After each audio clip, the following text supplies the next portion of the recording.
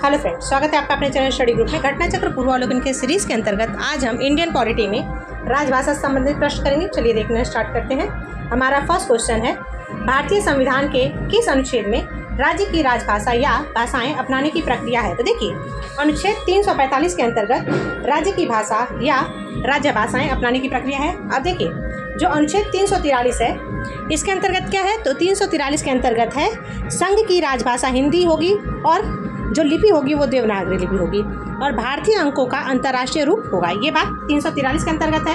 अब 344 में क्या है? तो देखिए, जो 344 है इसके अंतर्गत क्या है कि राजभाषा के संबंध में आयोग गठित करना है। ठीक है। और जो पहला राजकीय भाषा आयोग बना था वो कब बना था? तो 1955 में बीजी खेर की अध्यक्षता में बना था। ठीक है। तो ये बात आपको याद रखनी है। और ये जो भाषा है, भाषा का संबंध किस अनुच्छेद में है? तो वो है अनुच्छेद 343 से लेकर 351 में। ठीक है। और भाग 17 के अंतर्गत इसका वर्णन है। तो ये बात भी आपको याद रखनी है। फिर नेक्स्ट क्वेश्चन है, भारतीय संविधान में भारत की आधिकारिक भाषा से जुड़े प्रावधानों के संबंध में संशोधन कर सकती है। तो देखिए, ये कब संशोधन कर सकती है? तो अपने सदस्यों के साधारण बहुमत के द्वारा। तो ऑप्शन नंबर ए इसमें सही होगा। फिर नेक्स्ट क्वेश्चन है, निम्नलिखित में से भारत के संविधान में उल्लेखित भाषाओं के बारे में क्या सही है? तो देखिए, जो पहला है ये क्या लिखा गया है कि राज्य भाषाई अल्पसंख्यकों को प्राथमिक विद्यालयों में शिक्षा के माध्यम के रूप में उनकी मातृभाषा चुनने के लिए बाध्य कर सकता है। तो ऐसा है क्या कि बाध्य कर सकता है? नहीं बाध्य कर सकता है। देखिए, ऐसा कहा गया है कि प्रत्येक बच्चे को 6 से 14 वर्ष के बच्चे को अपनी मातृभाषा में शिक्षा ग्रहण करने का अधिकार है। ठीक है। तो ये तो बाध्य नहीं कर सकता। तो ये तो हो गया गलत। अब अंगिका अब संविधान की 8वीं अनुसूची में, तो ये है क्या? नहीं, अंगिका संविधान की 8वीं अनुसूची में नहीं है। हिंदी भाषा की राष्ट्रीय भाषा, तो देखिए, हिंदी भाषा राष्ट्रीय भाषा है क्या? नहीं। जो हिंदी भाषा है वो कैसी भाषा है? तो वो संघ की भाषा है, यानी हिंदी भारतीय संघ की भाषा है, राजभाषा है। तो ये तो हो गया गलत। ठीक है। बोडो संविधान की 8वीं अनुसूची में स्वीकृत है। तो ये बात तो सही है ना कि जो 8वीं अनुसूची है उसमें बोडो भाषा है। और ये कौन से संविधान संशोधन से जोड़ा गया था? तो ये जो है 92वां संविधान संशोधन 2003 के द्वारा जोड़ा गया था। तो ये बात आपको याद रखनी है। और इसके साथ साथ कौन कौन से भाषाएं जोड़ी गई थी? तो बोडो, डोंगरी, मैथिली और संथाली, ये 4 भाषाएं 92वां संविधान संशोधन 2003 के द्वारा जोड़ा गया था। तो ये बात भी आपको याद रखनी है। फिर नेक्स्ट क्वेश्चन है, संविधान के किस अनुच्छेद में यह व्यवस्था की गई है कि प्रत्येक राज्य शिक्षा के प्राथमिक स्तर पर मातृभाषा में शिक्षा की पर्याप्त सुविधा की व्यवस्था करने का प्रयास करेगा? तो ये किस में कहा गया है? तो ये कहा गया है 350 क में, यानी ऑप्शन नंबर सी इसके लिए सही होगा। फिर नेक्स्ट क्वेश्चन है, भारतीय संविधान के अनुच्छेद 344 के तहत प्रथम राजकीय भाषा आयोग का गठन हुआ था। तो प्रथम राजकीय भाषा आयोग का गठन कब हुआ था? तो 1955 में बीजी खेर की अध्यक्षता में, यानी ऑप्शन नंबर बी इसके लिए सही होगा। फिर नेक्स्ट क्वेश्चन है, भारतीय संविधान की 8वीं अनुसूची में कौन सी भाषा वर्ष 2023 में जोड़ी गई थी? तो कौन सी जोड़ी गई थी? तो बोडो, डोंगरी, मैथिली और संथाली। तो इस तरह से ऑप्शन नंबर डी इसके लिए सही होगा। फिर नेक्स्ट क्वेश्चन है, 1993 में निम्नलिखित में से कौन सी भाषा 8वीं अनुसूची में सम्मिलित नहीं है? तो देखिए, अब 8वीं अनुसूची में सम्मिलित कौन सी नहीं है? तो कौन कौन सी थी? तो बोडो, डोंगरी, मैथिली और संथाली। लेकिन ये चारों की चारों भाषाएं 8वीं अनुसूची में सम्मिलित है। तो ये सब के सब सही होंगे। तो इसका यहाँ पे कोई भी आंसर हम नहीं मान सकते, सभी के सभी सही हैं। फिर नेक्स्ट क्वेश्चन है, निम्नलिखित संविधान संशोधन अधिनियमों में से किस एक के अंतर्गत भारत के संविधान की 8वीं अनुसूची में 4 भाषाएं जोड़ी गई, जिससे उनकी संख्या बढ़कर 22 हो गई? देखिए, अब कौन से संविधान संशोधन से 4 भाषाएं जोड़ी गई? तो 92वां संविधान संशोधन 2003 के द्वारा 4 भाषाएं जोड़ी गई। कौन कौन सी? तो बोडो, डोंगरी, मैथिली और संथाली। तो ये बात आपको याद रखनी है। फिर नेक्स्ट क्वेश्चन है, निम्नलिखित में से कौन सी भाषा संविधान की 8वीं अनुसूची में नहीं है? तो कौन सी नहीं है? तो देखो, उर्दू है, नेपाली है, कोंकणी है, लेकिन भोजपुरी है क्या? नहीं। तो ऑप्शन नंबर डी इसके लिए सही होगा। फिर नेक्स्ट क्वेश्चन है, संविधान की 8वीं अनुसूची में संवैधानिक संशोधन द्वारा निम्न में से कौन सी भाषा जोड़ी गई है? तो देखिए, संविधान संशोधन द्वारा कौन सी भाषा जोड़ी गई है? तो यहाँ पे जो सिंधी भाषा है और कोंकणी भाषा, ये 2 भाषाएं संविधान संशोधन द्वारा जोड़ी हैं। सिंधी भाषा जो है वो 21वां संविधान संशोधन 1967 के द्वारा जोड़ा गया। और कोंकणी कब जोड़ी गई? तो वो 71वां संविधान संशोधन 1992 के द्वारा जोड़ी गई। तो ये बात भी आपको याद रखनी है। इसके 2 आंसर हो सकते थे, ऑप्शन नंबर बी और डी। ठीक है। फिर नेक्स्ट क्वेश्चन है, कौन सी भाषा हमारे संविधान की 8वीं अनुसूची में सम्मिलित नहीं है? तो देखिए, अब यहाँ से जो राजस्थानी भाषा है ना, ये संविधान की 8वीं अनुसूची में शामिल नहीं है। संविधान की 8वीं अनुसूची में कुल 22 भाषाएं हैं, जिसके अंतर्गत राजस्थानी नहीं आती है।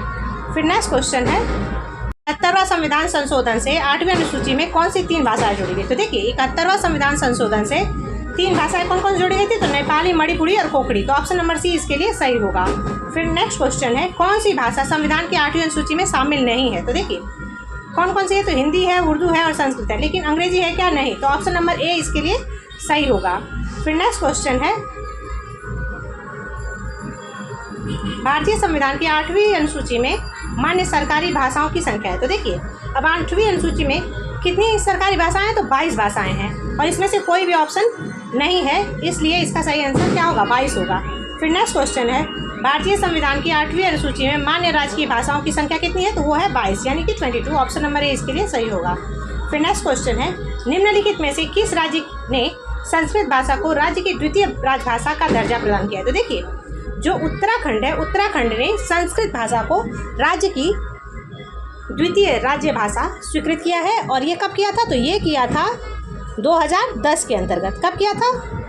2010 में। और उसके बाद से सेकंड नंबर पे जो संस्कृत को राज्य की भाषा प्रदान करने वाला जो राज्य है वो कौन सा है? तो वो है हमारा हिमाचल प्रदेश। और उसने कब किया था? तो उसने किया था 2019 में। तो ये बात भी आपको याद रखनी है, ठीक है।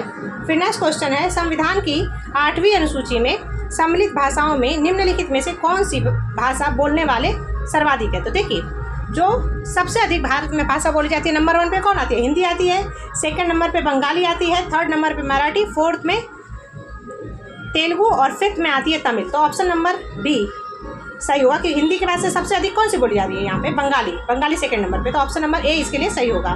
फिर नेक्स्ट क्वेश्चन है, निम्नलिखित भारतीय भाषाओं को मातृभाषा के रूप में प्रयोग करने वालों का कौन सा सही अवरोही क्रम है? तो देखिए, यहाँ पे सबसे पहले क्या बोलते हैं? तो हिंदी बोलते हैं सबसे अधिक, उसके बाद से सेकंड नंबर पे बंगाली बोलते हैं, थर्ड नंबर पे मराठी, फोर्थ पे तेलुगु और फिफ्थ नंबर पे बोलते हैं हम तमिल भाषा, है ना।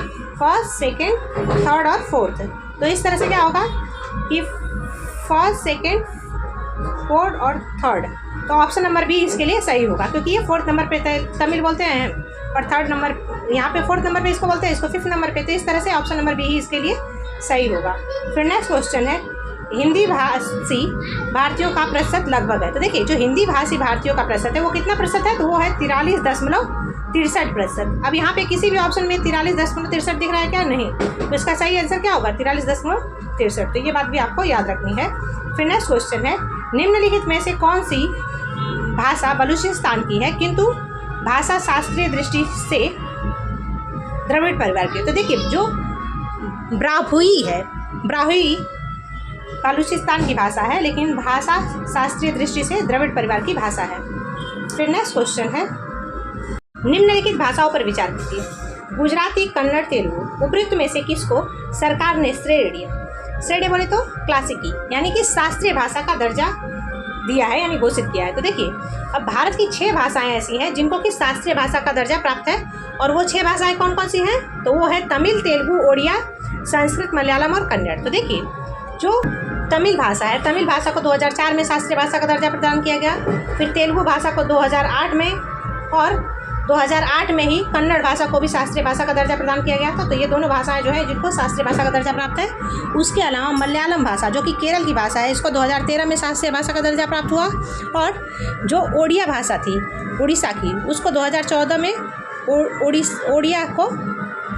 ओडिया भाषा नाम दिया गया। और संस्कृत भाषा को 2005 में शास्त्रीय भाषा का दर्जा प्रदान किया गया। तो ये बात आपको याद रखनी है। तो इस तरह से 2 और 3 इसका सही आंसर होगा। तो 2 और 3 किसमें है? तो कन्नड़ और तेलुगु को शास्त्रीय भाषा का दर्जा प्राप्त है।